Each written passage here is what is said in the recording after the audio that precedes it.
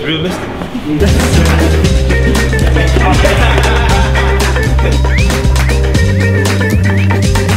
I just corrected with my I want to beginning roll.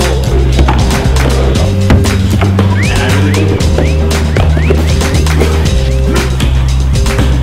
So the hit, I let my energy go over.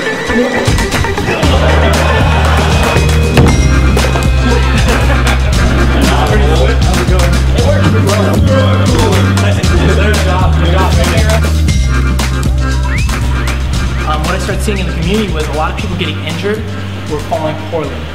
Posting out an arm behind them, you guys have probably seen this. Letting the fall stop in one point rather than spreading it out through a variation of the roll.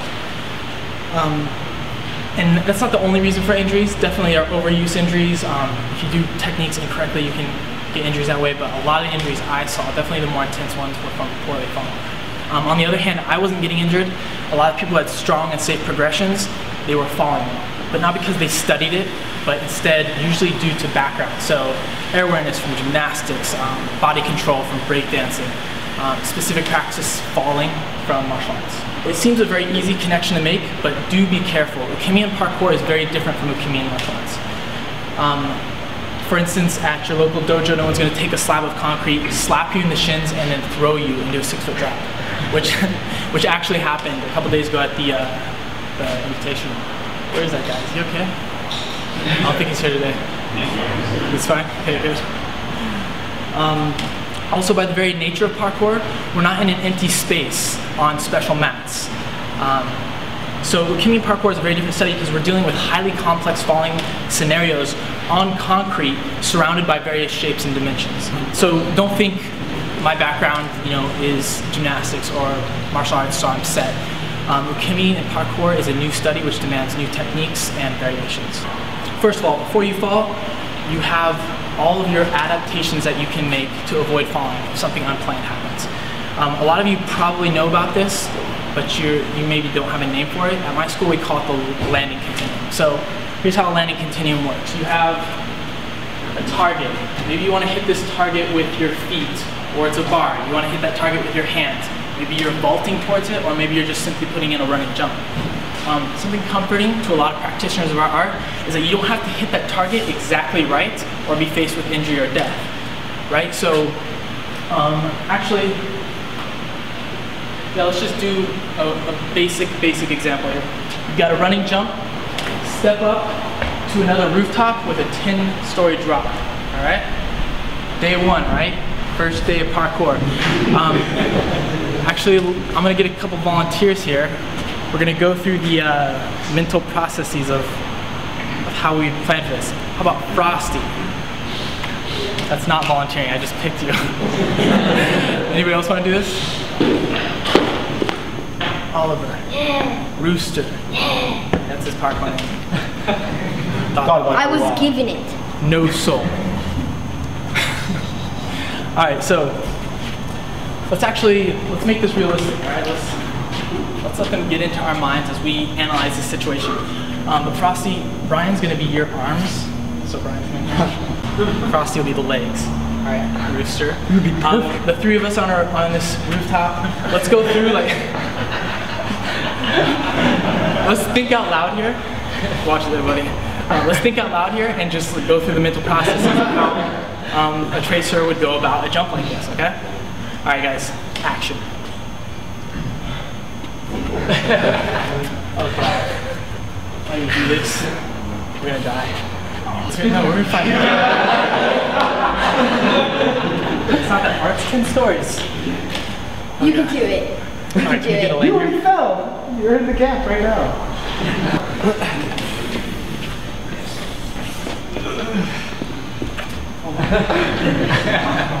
That's pretty far. That's a whole lot of way down. I've got a really cute girlfriend. I don't know if I need to do this. But boy, does that concrete look soft. That'll probably take my fall. Alright guys, ladies and gentlemen, Do it for the fun. first ever dual cat leap here in front of your eyes. Go for it, guys.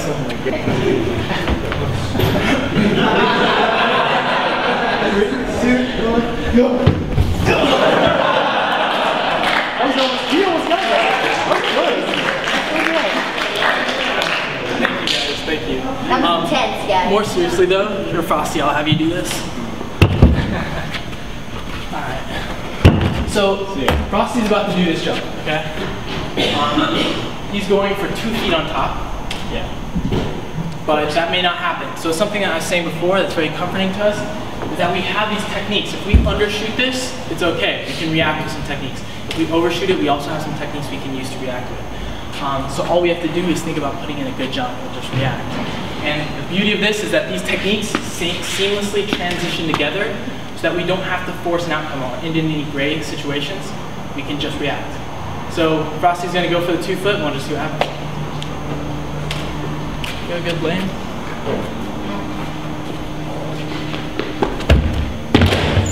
So we landed kind of a high cat here. So if you don't make this, you crane it, right? Land a high cat. Maybe the trajectory is different, half cat. Then you cat.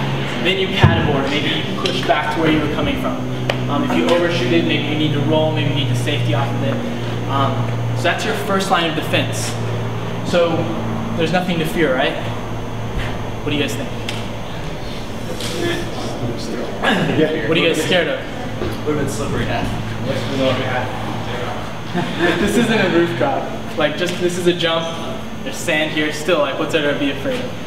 Tyson pointed out a good one, slipping. Something could break. There's so many things outside of our control, and so you're going to have to deal with falling. Everyone falls. Daniel Ibaka, David Bell, everyone who lied by not raising their hand at the starting.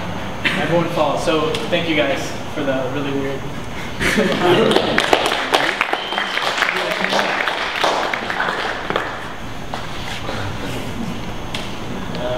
All right, so let's explore the physics really quick here.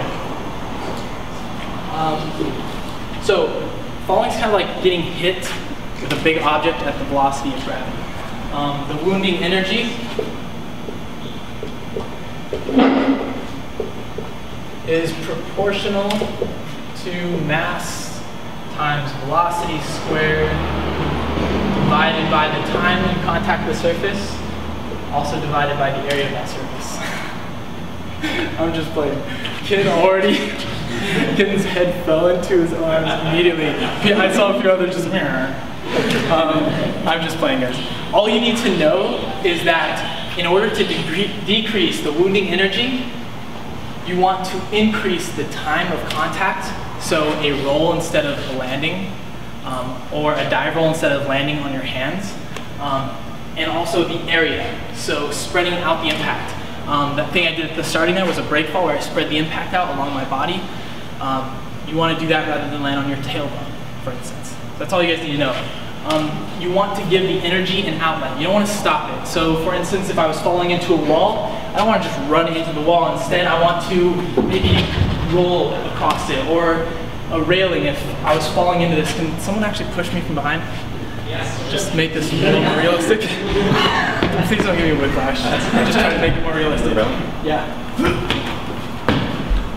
Instead of just taking this maybe in the ribs or the hip, I let my energy go over it. Another important dynamic is that you can't think while this happens. You guys have probably experienced this. It's not like you're falling and you're like, dive roll. No, break fall. Dive roll. No.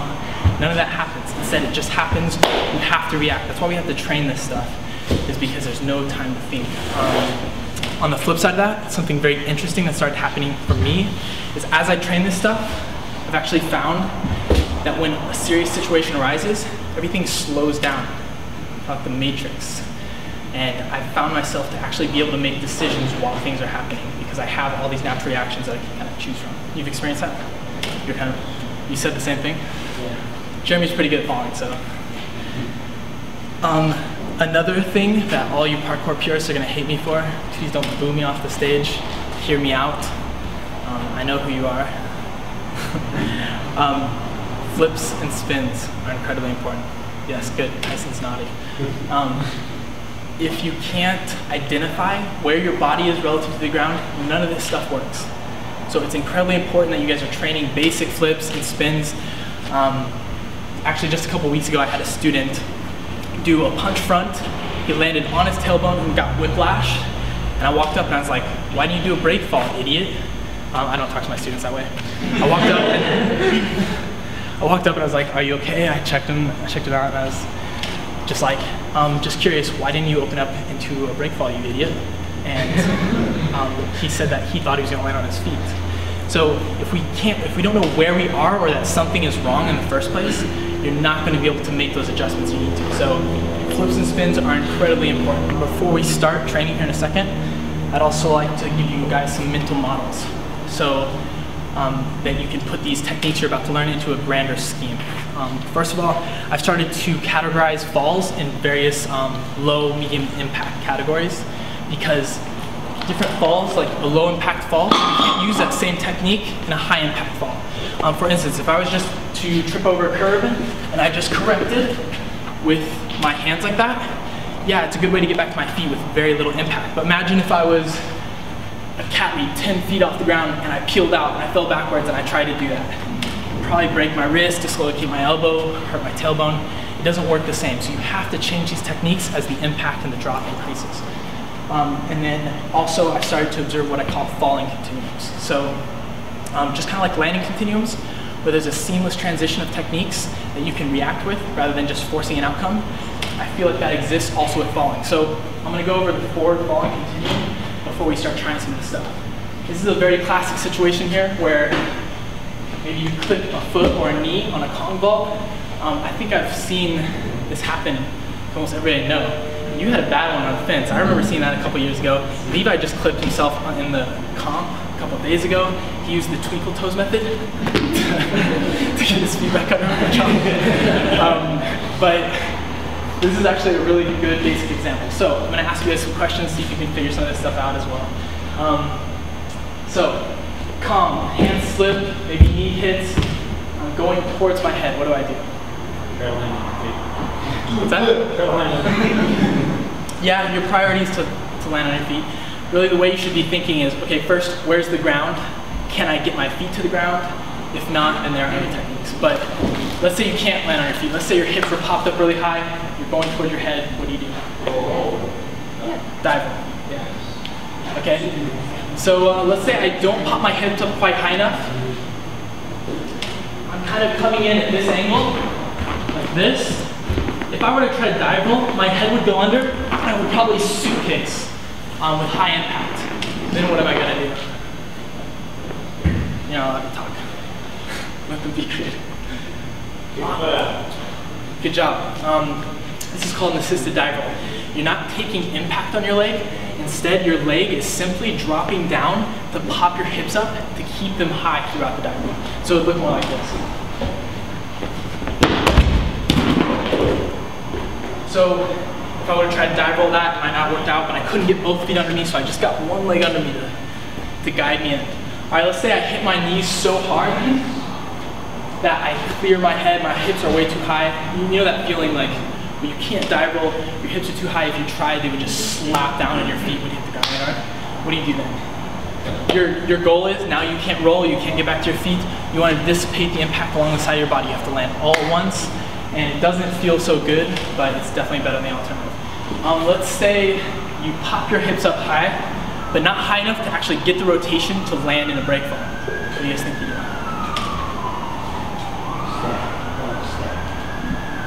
Set. Any ideas? Yeah. I totally forgot about that piece of it. Use the screen over your spine. If you can't get your feet under you, sometimes you can reach out, grab the ground, and try to direct into a sideways roll. Bring yourself away. Yeah, maybe if you didn't have a lot of forward momentum, definitely true. In this case, I call these block or assisted break falls. It's where you don't quite have enough rotation. You're just going to block off the ground to give you a little bit more height into the break fall. These things make you bounce. One more question. Let's say I just jack my knees, a lot of rotation. What do you do? Layout? So I know that sounds ridiculous, but I've seen it happen. One of the first things that kind of spawned these ideas in my mind, Jake Smith, back when we first started training, was going for a reverse vault over an 8-foot drop to concrete, and all of us were watching him. His hand missed the railing, so he just went like this into the space, and all of us just immediately like shit our pants. We're like, no. And just because that was a little too visual, was it? But he was upside down, we thought he was gone for good. And because he'd been studying flips and he was really into that, he just knew naturally to pull his leg up and tuck into a side flip, and he didn't just land on his feet, he like had the softest landing, and just our minds didn't even know how to react. It just like melted out of our ears. Because we didn't even know what happened. It was too early in our training. So I want you guys to think of it as a circle.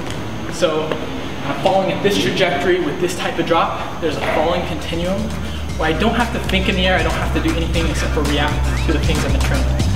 So, and everything is seamless.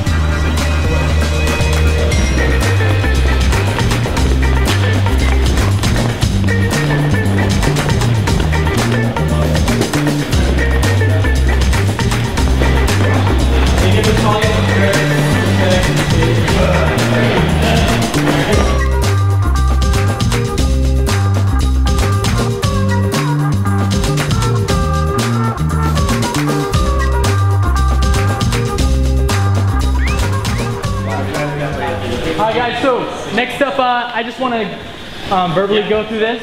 Your sideways falling continuum is very similar to your forward falling continuum. So for instance, if you're falling down and you can't do a sideways dive roll, you get a leg under you, you assist it. Then you dive roll sideways, which is a little rough, but you guys will start to mess with that, I'm sure. And then go over the head, block, break fall, feet. Another drill I use, because it's a common fall at our school, is cat leap peel out drill. So that's something you guys see often, right? This is like classic beginner mistake, like that. I've seen a lot of elbows dislocated, wrists broken. It's something you want to get out of students' natural reaction right away when they walk in your door. So something I do to simulate the real fall with some of our more advanced students is we actually put something slick up here to cause the fall without them being ready for it. You can work you can work into this. Actually, Justin Sweeney, can you take off your shirt really quick? Demand. Sorry, man. There's too much demand. Yeah. Thank you. So I usually use like a puzzle mat or something, but what you're trying to do in this drill is to simulate a fall for a backwards continuum. So maybe you peel out hard and you have to break fall. Maybe you just slightly peel out, you land on your heels, you've got your back roll. Something you really want to try to do, especially because we deal with height lock, anytime you peel out, is you want to pull a spin while driving your knees forward and try to get your feet under you, which is a lot more complicated. So for some of you experienced people, we're going to set up a station over here. We'll think of something for you. What's your question, Frosty? So if you're trying to twist out of it, would you still recommend trying to roll, like say I'm twisting to the left, would I still want to try and roll on my left side? Yeah, so if you, exactly. What I kind of avoided earlier, because it gets kind of difficult for me to explain, is that all these falling continuums are not just two-dimensional wheels, they're actually three-dimensional. So as your body spins, if you guys can visualize this as a sphere, as your body spins, you access different falling continuums. So you mix them together. You slip up here, you try to get to your feet, you end up landing here into side roll. Or maybe you get it, you spin too much, you come down on this other side. Exactly right. So here, for anyone just starting out with this, we're going to throw down a mat. I want you guys to get into the cat position. Of course, practice your back roll first. If you guys aren't confident with those, don't do this drill. You're just going to kind of get your feet high enough to cause you to peel out. So cat position, you're going to kind of walk your feet up until your feet kind of peel out your hands. And there I just kind of like did a little bit of a half roll. Do whatever feels natural, what we've just been practicing. Break fall, back roll. Try to make it natural, okay? We'll put some pads on. And then we'll throw the t-shirt on one of these big boxes for you experienced folk. Oh, God. You ever did the two-hand break fall from that? I feel like at this point in time, I don't like the shoulder blades contacting and the head being exposed. Also the slap in martial arts, it's supposed to take out some of the fall, but with concrete, I think it may be a bad habit. It's really just something I like to see as like your arm out in a break fall rather than tucked under. That's how I feel at this point in time, but again, it's a new science, so. Really, you don't want to be ready for it. If you are reacting before the fall, that's not a good drill. And again, this is kind of dangerous, so I know you guys are timid. but you want to be falling before you can actually react. Good job. Make sure that arm's not on the side. Two hands on the center. You feel alright about that? Looks like you guys are doing this like that. This landing continuum, the cat peel out, is kind of similar to maybe peeling out on a bar. It's just a little bit different. You got a little bit more forward momentum. With falling continuums backwards, like cat slips, you know, I think this happened to Jeremy just the other day. He slipped on a bar over here, probably from 9 feet off the ground, and had to go into a break fall because he peeled out. Peel outs happen a lot on bars. There's one space in the backwards falling continuum I don't quite understand. That is, once you start to go over your head, there's no backwards dive roll, right? Well, that's the scorpion.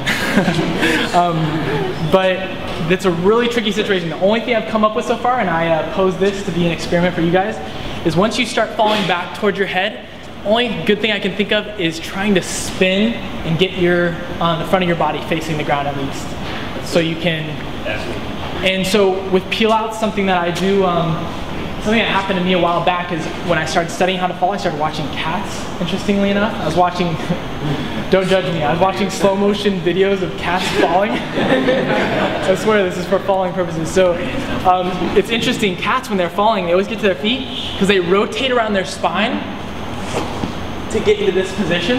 So I started thinking about that and I started messing around on peeling out of bars with pads.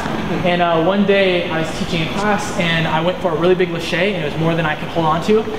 And just because I'd been thinking about the idea of twisting, I naturally, when I peeled out, twisted over my spine, landed on one foot into a run. And the students were like, what? And I was like, what? And we all just kind of like looked at each other for a second. I was like, yeah, okay. So there's something there. There's something to that. And once again, not only your basic flips, you guys need to know how to flip and spin, just so you know what it's like to have that set position or that falling position and pull spins in. It's really important in that case. So that's some more complex stuff. Feel free to talk to me about this afterwards. That's all that we can go over today. You guys are all leaders in your community, so I think it's very important that you guys take all this stuff with you and teach it to others, experiment. Parkour Visions has some falling in their curriculum, which I think is very important. But this is our job to expand this knowledge together. Thank you guys.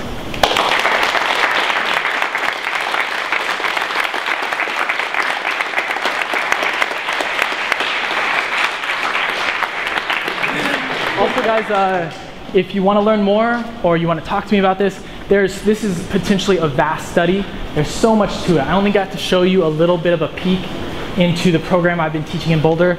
I'd love to hear your ideas because this is a young science and I'd like you all to work with me. So there's an email sign-up list over here. If you guys are interested in learning more, I've got my cards up if you want to grab them. I want to say thank you to Parkour Visions for putting this on. I'm so excited for you guys. It's an amazing space. Give it to Parkour Visions for...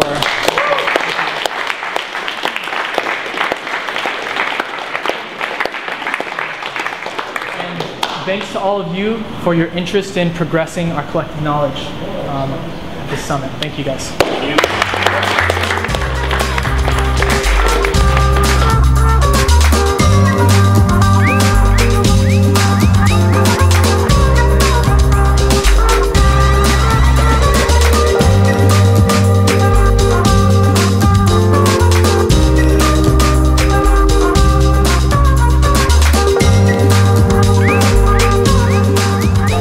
A lot of different ways you can do that. Maybe I fall.